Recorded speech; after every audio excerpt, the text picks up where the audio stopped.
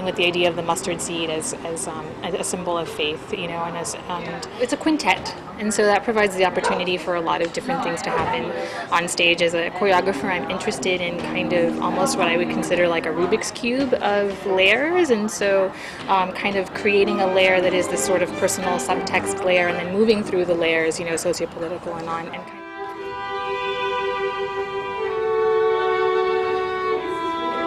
so there are several visual elements to the collaboration. I mean, first and foremost is the space, which is visually, I think, so different than any kind of like a proscenium space that you might be in. And although there's a clear front to the space, it has a surround, you know, element, and is an installation in a way in and of itself. It's not an original composition for the piece, but it did come out of a collaborative conversation. So Daniel and I had conversations around this concept and what existing work he had that would also be part of the concept. To be able to think of the musicians not as accompanists, but as actual collaborators in the space and as actual movers in the space as well. I mean, they are moving all of the time.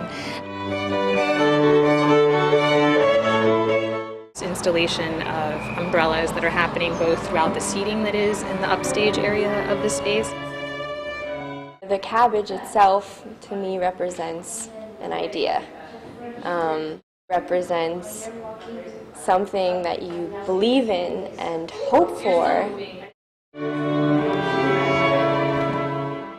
Place it on my head because that's kind of taking ownership of all of those pieces of that process, accepting that and embracing that and saying, like, this is my crown, this is my idea, I'm wearing it, I'm showing you. So there's an image that happens choreographically where the dancers lean way back, and to me it's this kind of double image. On the one hand, it's this image of almost like a beheadedness or the separation of, you know, our ideas from whatever that visceral stuff is that keeps us going, or that weird kind of quantum mystery of what's in between, and an actual also symbol of that vulnerability.